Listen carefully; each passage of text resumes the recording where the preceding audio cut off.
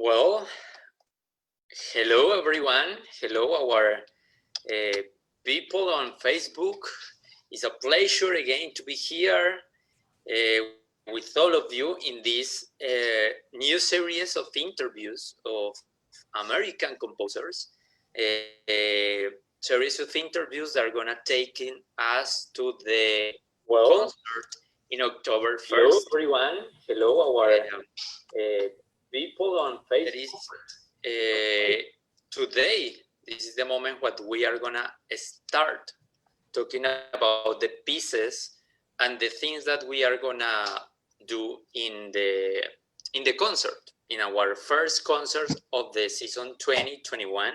As you know, it's very difficult now to have a concert with all of this pandemic, but the America's Chamber Orchestra is a group that is thinking in how to rethink the concert and how we can reimagine the music during these moments. Therefore, we are very pleased to have our first concert in October 1st in our hall of Indiana University. And these kind of interviews are gonna allow us to understand a little bit better the works that we are gonna premiere, because we are doing a special program of Latin American composers for this concert in alliance with the Latin American Center of Indiana University. Therefore, today we have two amazing guests. That is Daniel Cueto. How are you, Daniel?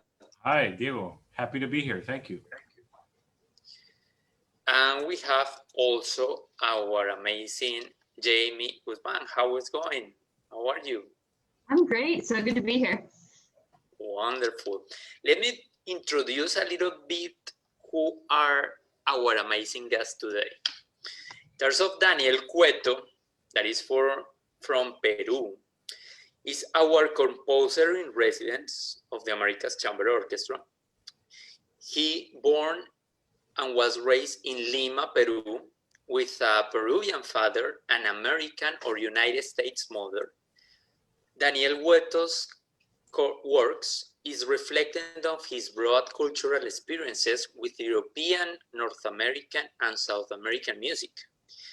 His compositions have been described as cleverly melding rich traditional Peruvian melodies and rhythms with a contemporary flair, creating a style that is both pleasing and accessible to the listener and the performer. To date, his works have been performed in 17 countries, wow, including Germany, France, Spain, Norway, Malta, Argentina, Brazil, and United States, obviously. Well, as you know, we are very pleased to have you with the orchestra, Daniel.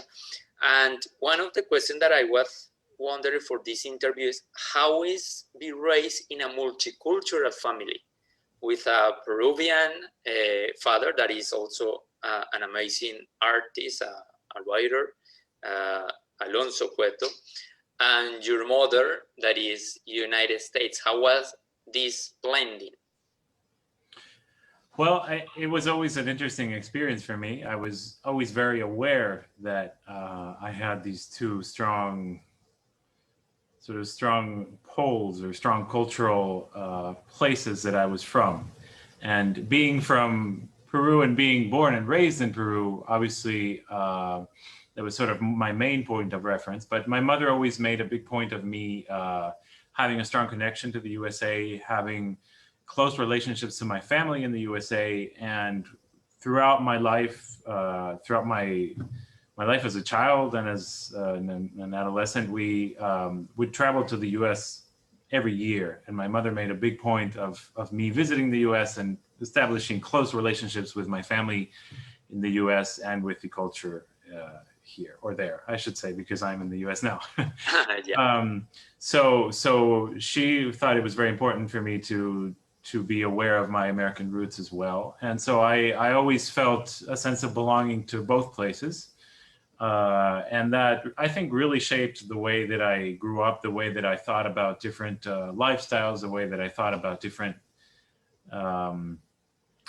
perspectives on life. I always had that sort of openness that resulted from me feeling that I belonged in two places, you know.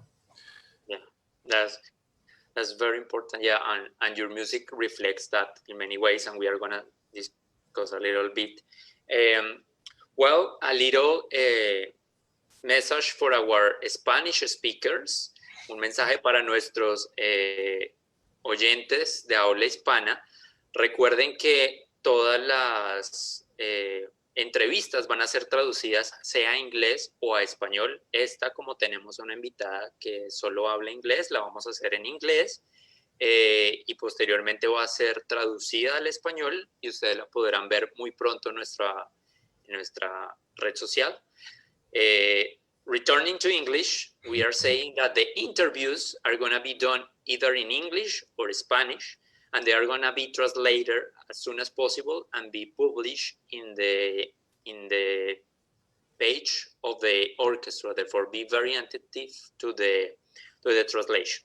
Well, continue with this amazing guest. We have, as you know, Jamey Guzman, that is a flutist of the Americas Chamber Orchestra. She is also a composer and is originally from Sacramento, California. Now is pursuing a double major in flute performance and music composition at the Jacobs School of Music of Indiana University. With her principal teachers are Kate Lucas and Matthew Jersey is the pronunciation. And she has studied composition with Don Freud and Tansy Davis. Also, very important thing that we were discussing a little bit with Jamey is that she has ancestors of El Salvador. Therefore, the same question to you, but now living in United States. How is have ancestors of Central America, El Salvador, and be raised here in United States? How was this dichotomy? It was a really special experience knowing that I have roots there while still growing up in California, which is such a beautiful place with so much diversity in it, where I could just look around and there were faces that looked like mine that looked completely different. It was a really special experience knowing that there's an entire other side to me that isn't just a white composer. When you see someone that just might be just a white composer, but I have this entire other side of my heritage that I'm so excited to explore as I get older. I've never been to El Salvador yet, but I dream to go there one day. Well, I was in El Salvador like 3-4 times, conducting an orchestra there, the Youth Orchestra of El Salvador, the Youth National Symphony Orchestra of El Salvador. They are very, very kind people. Greetings for all, if you are seeing me. And yeah, it's very, very interesting to have these two musicians here in this interview with different roots and continue with this multiculturalism. Daniel, in addition of being Peruvian and United States citizen, also traveled to Germany for many years, 14, I am correct? You studied there, you did masters there, you even worked there in different universities, performed as a soloist before. How was living there and how do you believe this affected your music or influenced your music? Yeah, that was a really strong point of influence for me. And that I think that living in Germany for so long really shaped me as a musician, especially as a classical musician. The reason I went there, my flute teacher in Peru had studied in Germany, Cesar Peredo, my first and my most important really flute teacher, who I learned all of the basics with in Peru. He had studied in Germany and he highly recommended me to go and study flute in Germany. I had the option of coming to the US as well, since I had the citizenship and family here. But for him, it was really important that if I sort of wanted to get to the very heart, to the very root of classical music meaning really the sort of the tradition that contemporary classical music comes from, right? Or sort of the basic lineage of Baroque and classical and romantic music.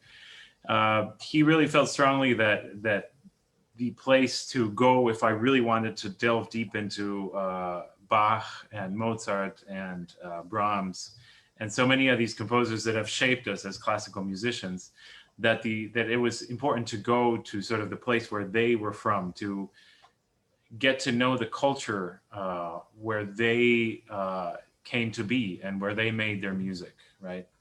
And so much of the classical music that we enjoy comes from Germany or France or Italy. Those three countries have just been so essential in what we consider the classical canon, right? And so he felt strongly, and I really had this experience when I was there. I have to say, he felt strongly that it wasn't just about learning to play the notes or about learning to put your own interpretation into the music, but that it was about really sort of being steeped into the culture of where these pieces came from. So basically speaking the same language than Bach and Mozart and Brahms did, being in the same weather that they experienced, looking at many of the same buildings and rivers that they knew, that had a profound impact, or that was going to have a profound impact on how I understood this music in context, right? And not just extracted into a different time and place. And that really was very strong influence for me, because first as a flute player and then as a composer, I was able to really understand the classical canon as coming from a larger cultural context. And that has really been, I think, really important for me. And when I came to the US, I felt like I had really absorbed, you know, the European cultural context of the classical tradition, and I was ready to come to the US, where it was more about just being innovative, being new, finding my own voice and moving forward, right? So here's where I found more of that focus, which I now appreciate very much as well. So yeah, it's very important. Yeah, all the artists, we have that, like a moment where we need to understand very deeply other artists and how the music is done by different people, and then we are gonna start shifting to find our unique voice and become real unique artists. This is very, very important. And talking about this, Jamey, as you know, is also a composer, no? And he's doing a double major. For how do you believe specifically Indiana University is affecting you or influencing you in those kind of things? Because we have professors of different parts of the world with so many experiences, and here also there is so many internationals, myself from Colombia. How do you feel this is giving you influences? Well, as a composer, I feel that there is so much to be learned from talking to our peers, that in listening to each other's music. I've learned so much just by studying Daniel's pieces and the couple of pieces that I premiered for him, and just learning from everyone's mindsets and the different walks of life with the training that they received before they came here. I really love just that experience of sharing who we are now and also where we've come from. Yeah, that's very, very interesting. Well, now we are going to start shifting a little bit to the piece, and obviously something that we are very interested in now is a little bit of Daniel pieces, how we go to the piece that was composed just less than a year, a little bit than a year before today.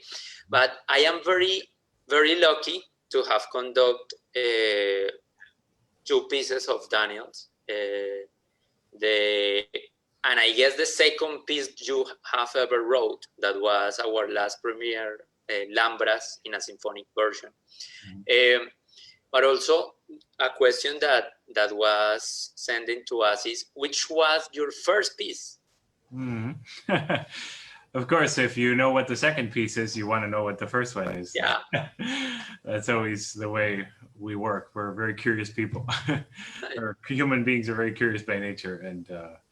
And yeah, I think it's also, for me, it's interesting to think about, because it just makes me go back a couple or several years into that mindset that I had when I started composing. The first piece that I composed was a duo for flutes, a piece for 2 flutes. Okay. I started composing fairly late. That first piece that I wrote, I was already 22, and that was the first piece that I wrote, the duo for flutes. And I had been mainly a flute player until then, and I was sort of obsessed with trying to become a good performer, and thought that I would leave everything else for later. And so I would always, improvise things and compose little things that I would then leave. But the first piece that I actually sat down and finished and had ready for others to perform was the duo. And it was a really important piece for me because it was the first time that I had really finished and done a piece in a way that could be performed by other people. And that for me was sort of just, it felt like such a great achievement. And I didn't think I had ever felt a sense of achievement like that when I was performing. I had a great deal of joy when I performed, connecting with others in performance and offering, a gift of performance. It gave me great joy. But the sort of the sense of achievement, like I really achieved something, I had that in finishing that first piece in a special way that I hadn't had before. So it was really... meaningful for me. Okay, yeah, something that composers can have that we don't have as performers is the work is finally done and is no more. You can enjoy it. We need to continue until the moment of the performance, and probably can go good, sometimes not. That depends on so many factors. That's so interesting. Well, for the people that is seeing this interview, Daniel is very, obviously because he's a flutist, is very expert in compose for flute. Actually, we have a mini concert of our mini concert series in summer where he is performing many of his pieces and a little, probably melodies of pieces and combining different things. Therefore, really the instrument, how to deal with that and deal with different kind of melodies in this instrument. But now my question is, without talking of specifically this concert, Jamey says that you were premiering different pieces of Daniel's for flute. How is premiere pieces for an instrument of flute when you are also composer? How is this experience for you? Of Daniel's pieces? Yes. Yes. There's nothing like playing other people's music as a composer performer, as we both are. I adore your music and the way that you write for our instrument because it feels so right under my fingers. And I know it's because you felt it in your fingers as you played it as well. It's so clear that this piece is so perfect for the instrument, and it's amazing. It's amazing to bring to life. I'm having such a good time preparing it. Well, and obviously, because Jamey had the opportunity to perform many of the pieces of him, she started to understand the language of Daniel. And in my case, having the opportunity to conduct some of the pieces of Daniel, and I'll see others for the scores and other recordings, I started to understand how your music is done. But now we are going to try to focus in the specific piece that we are going to premiere, that is Relato Chimú, the flute, your first flute concerto. I'm sure in 50 years we are going to say, wow, we did the United States premiere of Daniel Cueto's piece, of one of the, I don't know how many concerts you are going to do in flute. And something for me, knowing your pieces, I really felt an amazing development from the first pieces until now. I mean, you now in this piece have a very unique language, a very unique style. And I remember that actually this was the first piece that I listened from you, obviously from a recording and the score. Therefore, tell us a little bit how you started the composition of this piece, how a composer works for that. Yeah, well, I have to say, and I know Jamey as a composer as well will understand, every piece that you write has sort of a different process. You often start with a different idea each time, and things work a little differently each time. And a lot of it has to do with who you're writing this piece for, where it will be performed. You think about a lot of things when you're planning to write a piece, right? So this piece I actually wrote for myself to perform. I was invited by the Sociedad Filarmónica de Lima, the main sort of institution of chamber and orchestral music in Peru, which has been around for more than 100 years now. I was invited by them in August 2019, so a year ago, to perform a concert with a local orchestra as the soloist. So they were going to host a concert with the orchestra of the city of Trujillo in Peru, and they wanted to invite me to be the soloist. And they said I could choose any piece that I wanted to play, and they would play it with me. And so what I did is I had always had the dream of writing a flute concerto. I had been thinking about that for years, and it was something that I really wanted to do. And when I got this invitation, I thought that it was just a perfect chance. They were inviting me to play with an orchestra, and the piece was up to me. And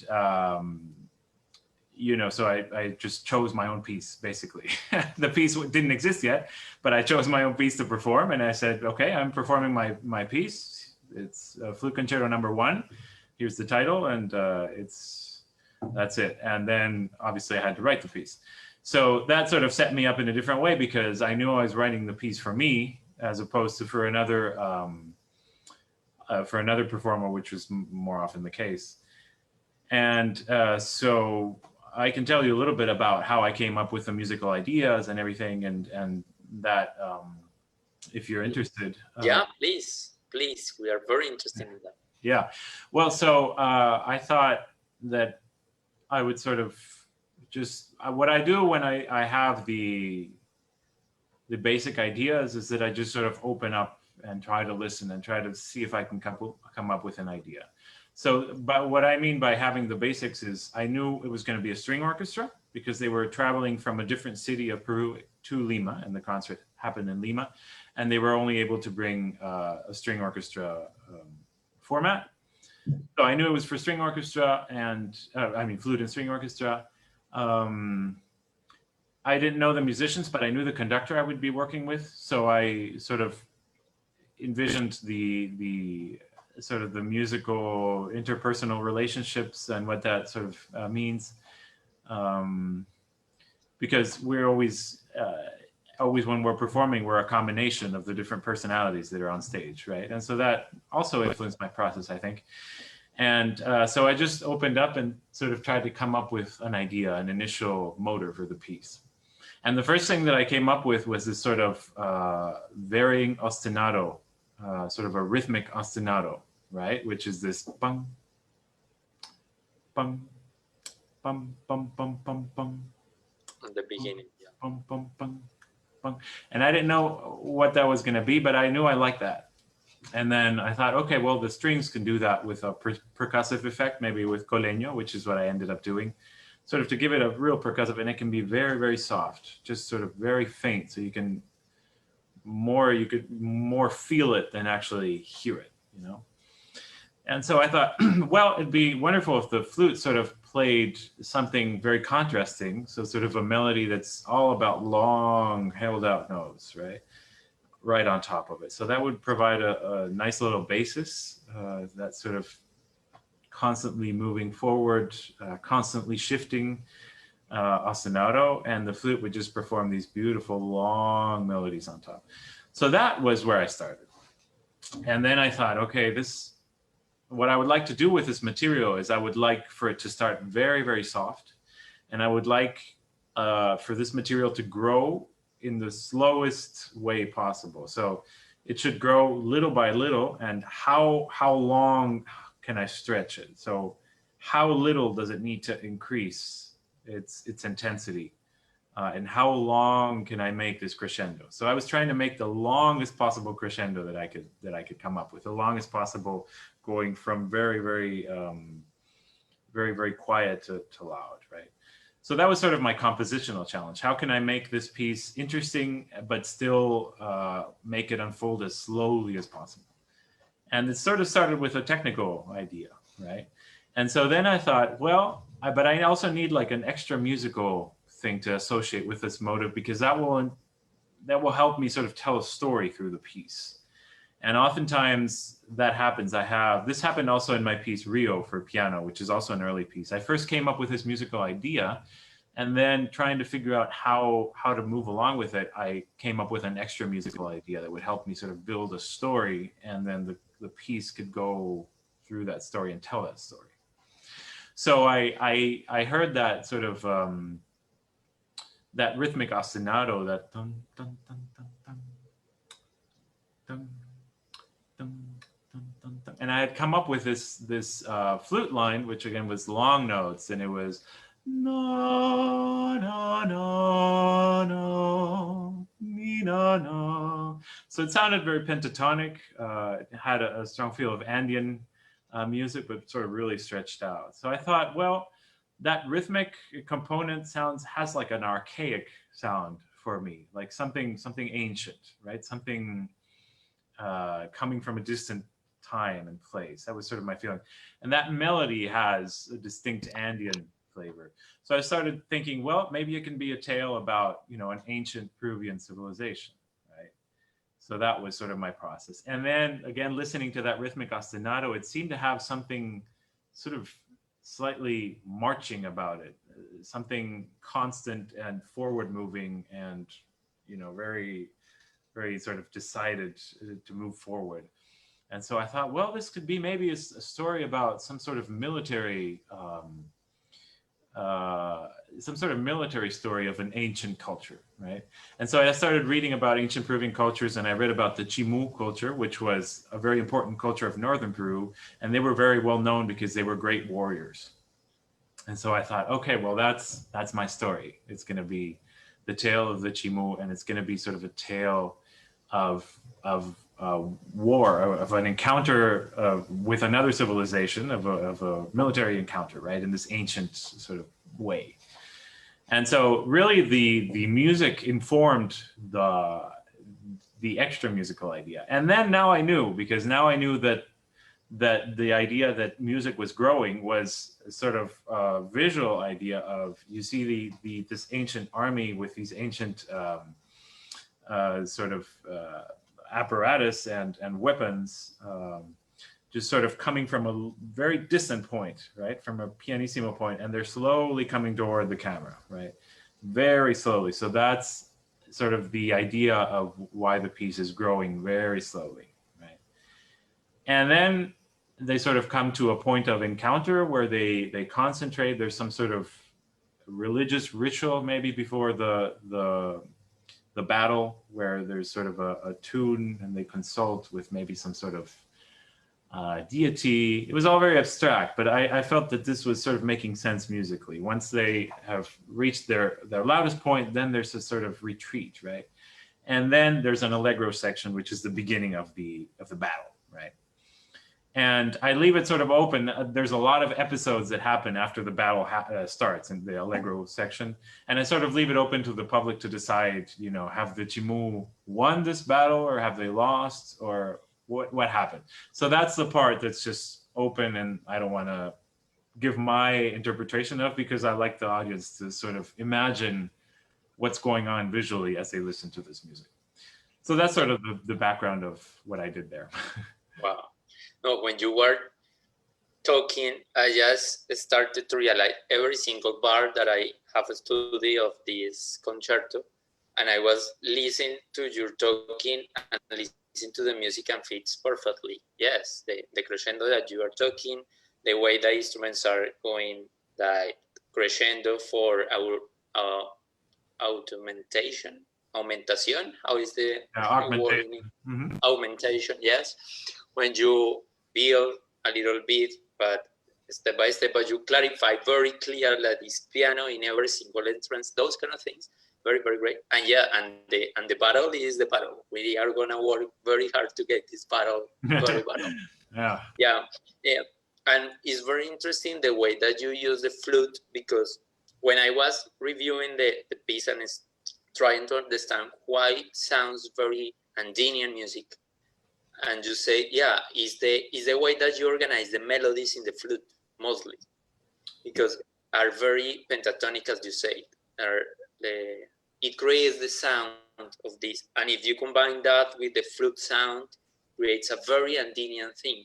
And I remember totally when you did the mini concert with us, that you were playing a very special flute that was also a big walking stick, yeah.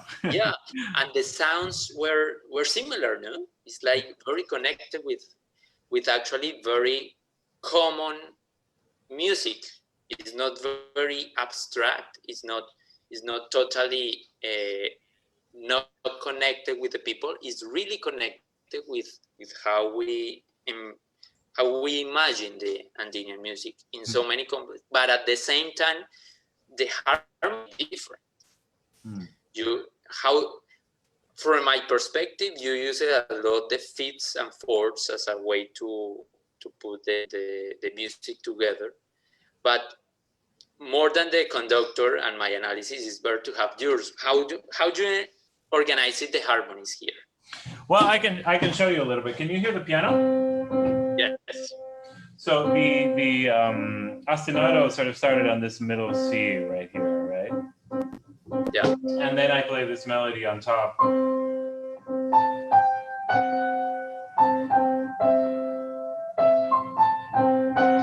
So that's sort of the melody is sort of starting on the pentatonic scale, but has an added note, which is that G sharp, right? It's sort of like an A minor pentatonic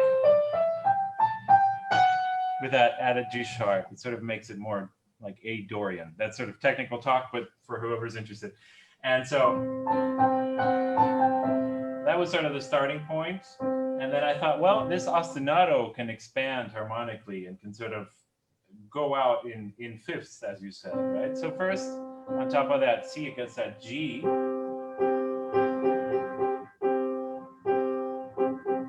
then it expands down a fifth. Then down another fifth. And I thought that was just a nice sound as a backdrop to that. The top also expands from that pentatonic into, this is another sort of technical term, but into an octatonic scale, right?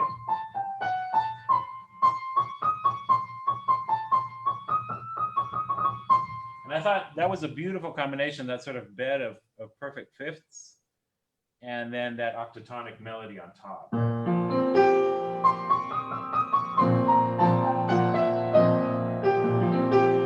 So that's sort of the basis, that line chord which keeps opening up in fifths, and the pentatonic melody on top, which turns into octatonic, into sort of a more harmonically charged place. And those are two different elements, but I really like that combination as I was writing it. And I thought, yeah, this is good stuff. I have to say though, once I finished writing the piece, I thought, wow, this is great. I like this piece a lot.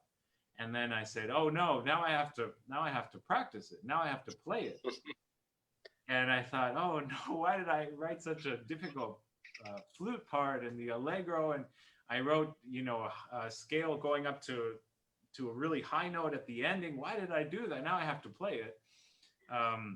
Luckily, Jamey is a much better flutist than I am, and also has that special sensitivity because she's a composer. So I feel that she's the ideal person to play it in this opportunity. So I really trust her playing and her intuition as a musician. I always have, and so she was my very clear choice to be the soloist of this piece. Oh, thank you so much. Yeah. Well, Jamey, talk us a little bit. How do you start the study of this piece, and how is going this study? The study's going really great. I did a lot of score study, with just looking at where the flute part will interact with the strings, and also just where the different motives in the flute part, what things relate to each other. It's my favorite thing, seeing you bring things back from before and how I can make that clear and just it just adds all to the flavor of it. That's been really fun to work through. And just playing it a lot, thinking about the extra musical story, thinking about what the motives are telling me. All of that's gone into my preparation.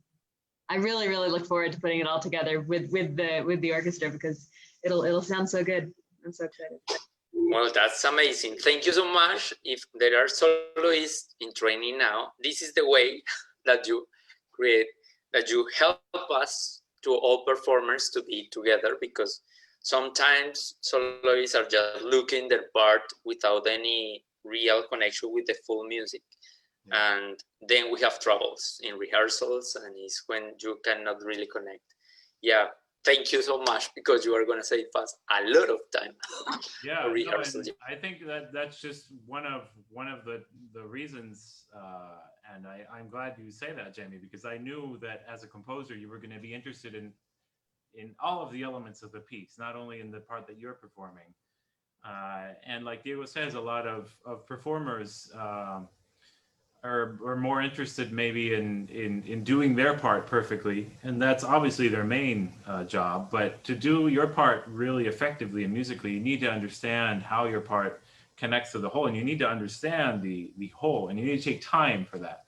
And oftentimes, as performers, and I've done this too as a performer, we're just so focused on doing our part right that we forget that it's part of sort of a musical ecosystem. Right. And I think Jamey really appreciates that, especially because she's a composer and she writes her own music. So she really understands the mechanics of how a piece is put together, you know.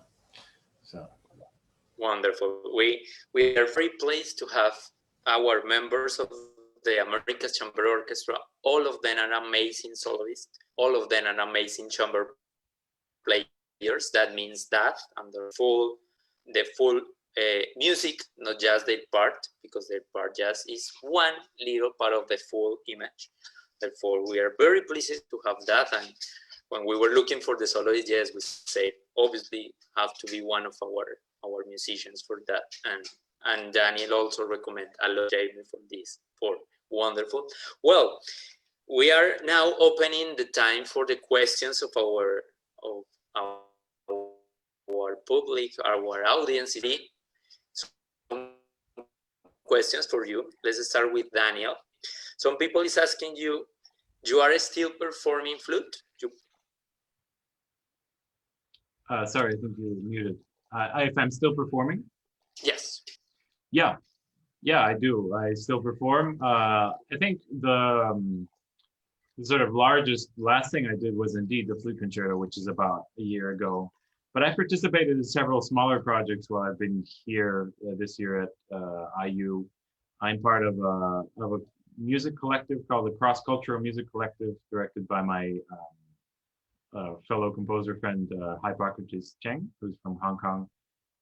He has created a wonderful sort of cross-cultural ensemble with instruments from different regions of the world, and I'm part of that. I've also been doing some live concerts, obviously the one for the ACO, sort of solo concerts from home. And I do really find it really important to me to stay in touch with my instrument and with the performer side of myself, because I think when I write music, I always want to think as a performer and think as a performing musician, because those are the people who are going to be taking what I write and bringing it to life. And I need to be able to have their perspective and have it fresh.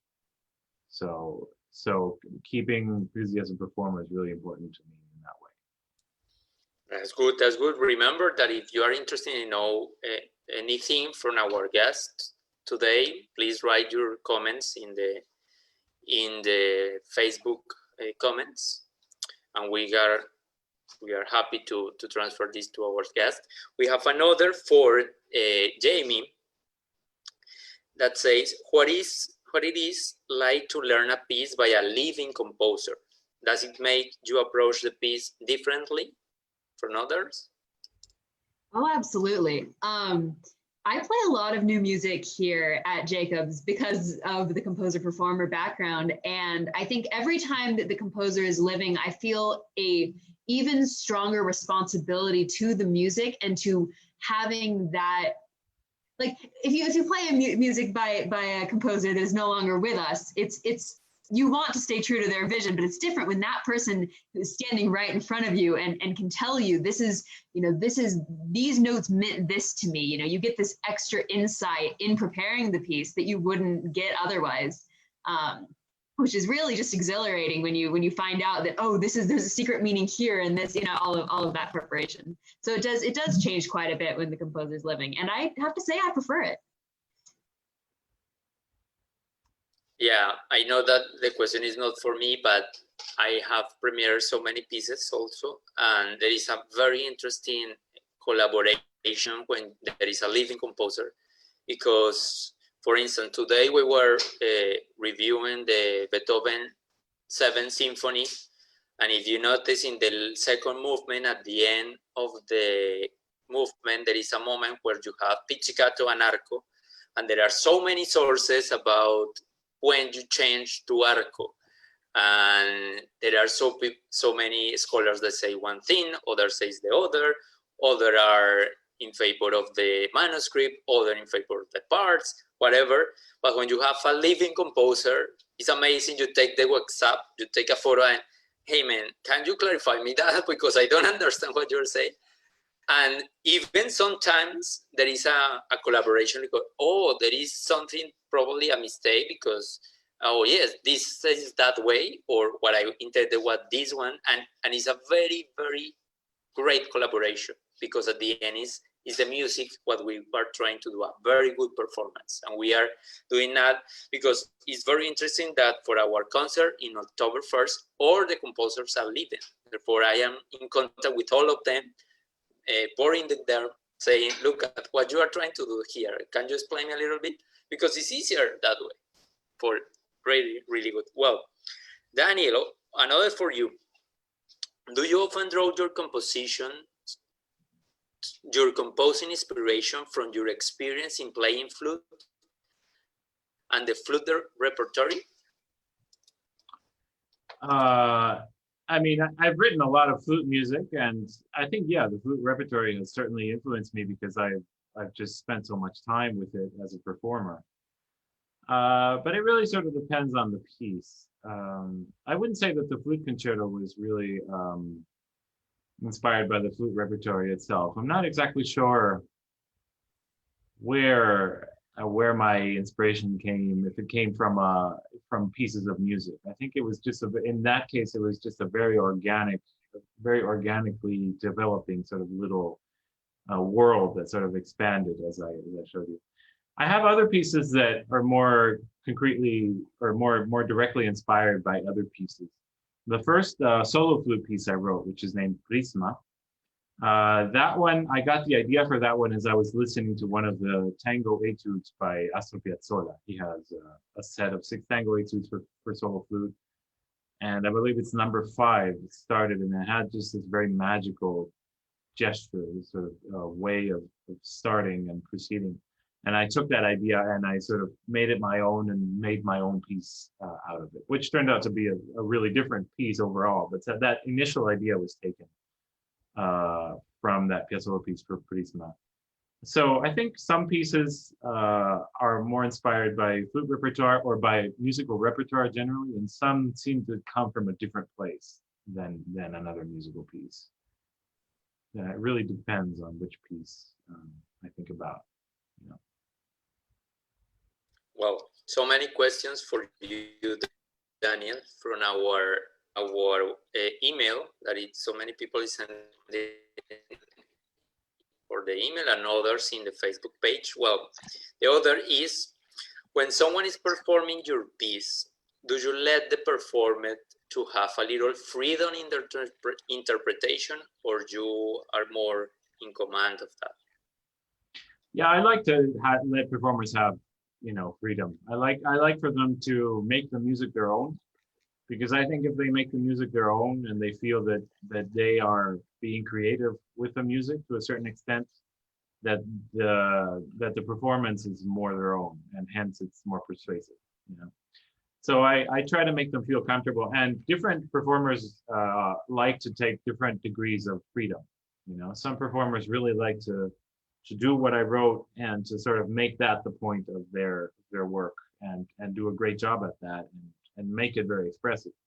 And others tend to ask me, can I take a little bit more time at the end of this phrase? What do you think if I play louder here? You know, it's not quite as loud in the score. And so some performers are more curious. But I've always had the experience that the performers I work with have been really respectful and have always wanted to ask me what I think about changing something before changing it. So, and oftentimes I've said, yes, do it that way, because I don't think that my music can only be played in one way. I think it can be played in many ways. And I part of what I enjoy is just listening to each musician make one and the same piece different and their own. So in that sense, I'm really curious what Jamey's going to do with the concerto, because I'm sure it'll be different than when I played it, because she's a different person. We have a lot in common. We're both flutists and composers. She's obviously a much better flutist than I am, as I said. But you know, we have similar profiles, and yet we're different people, and we feel music differently as well. So that's something I like. I like for that to be noticeable when people are performing my music, hearing my music. Yeah, I have to say that you are very supportive when we are when we are doing your pieces. You are very supportive, helping us to get your music well done and to understand all the little details that are there that we are trying to make visible. Therefore, yeah, that's why you are the composer in residence of our orchestra, you know, because you are a easygoing composer that understand how the music works, not only from the page, that from the page is just the page, is from the real music, how you do music. And this is a very important thing for us as a performers to have these kind of collaborations. Well, one for Jamey. Do you have a dream piece you would like to compose? An opera, a quartet, another flute concerto, whatever. Yeah. Dream piece that I would like to compose? Well, actually, yes. Right now I'm working on this crazy science fiction chamber opera that's been this kind of dream that I had a year ago, and I kind of told a friend as a joke, and that friend said, no, you need to write that. And so I've been working on the libretto all summer, and I'm finally starting to set scenes, and it's been I think that's my dream piece right now, is getting to see that to full fruition on a stage. I think that's a project I'm excited about. Yeah, that's amazing. That sounds so cool. Yeah, we need to see your score when you are. And Daniel, which is the dream piece? Well, I did sort of achieve that dream of the flute concerto. That had been my dream for a long time, and now I'm thinking that I would like to sort of complete sets of pieces, and that would be my dream. So as far as flute concertos, I have this crazy idea that I would like to write 10 flute concerti across my life. I don't think many composers have done that since the Baroque. And it's just sort of a crazy dream that I would like to do 10 flute concerti, you know, each one inspired maybe in a different sort of ancient mythical idea or place, and each one may be written for a different player. So that's sort of a wild dream. I also really want to write a string quartet. I haven't written a string quartet yet, but it's a medium that I just adore. I love the string quartet medium, and Haydn string quartets and Mozart and Bartok are just some of my favorite pieces in general, the Ravel string quartet. So I've always been really attracted to that medium. And one sort of wild idea that I have is to write 24 string quartets. I don't think I'm gonna, you know, finish all of these dreams because they're pretty wild and crazy. But the reason is that there are 24 regions in Peru, and I would like to write one string quartet sort of dedicated to each region. Again, these are crazy dreams, and you know, it's hard to complete a dream like that, but that's why they're dreams. They're just long-term ideas that you would like to do, that you think are just special and that maybe nobody's done before, and you want to do them. So those are just two examples of things where I'm probably shooting much too far and high. I should probably just go one quartet and one concerto at a time. But I don't know. That inspires me to think of sets like that. Good. Wonderful, wonderful. We hope to see those kind of concertos, string quartets, operas in 60 years, saying, "Wow, how was that possible?" Great, great. Well, we are closing with the questions. One that so many people is asking is about how the pandemic has influenced your music. Obviously, we are during the eras, there are always so many difficult moments in the humanity when wars or diseases or pandemics have influenced the arts in a very, very deep way. And now we are in one of them, very crazy world.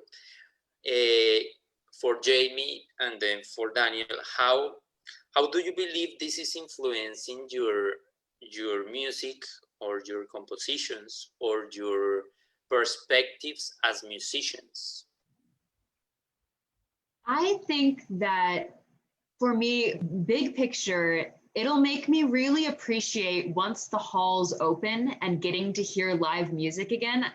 When we've been cut off from that kind of irreplaceable feeling of being in a hall and watching someone live making music right there, that I think we're going to value that more when we come back to it and realize that that is a really special thing. And even in the world of digitalization, which has its amazing perks, but there's nothing like that live experience. And I think, at least for me, I'll have more value on that when I come back to it after being away for so long.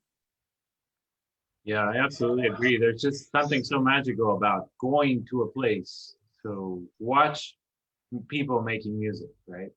It's something that's been around, I think, for longer than we could probably ever describe. And I think it's going to be around forever. I think it's a different experience than just sitting at home and listening to music.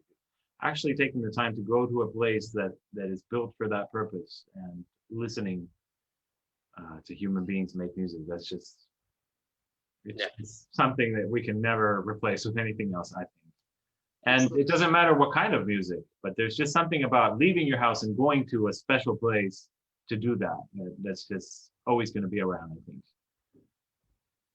Yeah, we are understanding how important is the art for the humanity, really. And all types of arts, all types of activities outside the work, something that is just for us as humans, is very important.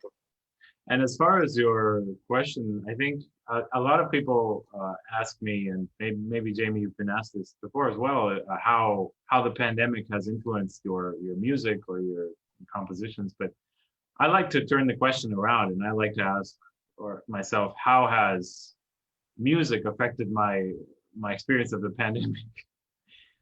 How has music been something that I've cherished as an activity, and composing? How has that helped me get through the pandemic, and how that's helped me stay active and stay myself? Right? And I think having composition projects throughout the time where concerts were disappearing and public life was disappearing, still being able to have composition projects that we're excited about. I mean, Jamey, you with this opera, which you're telling us about, which is just so inspiring, and you can just do on your own,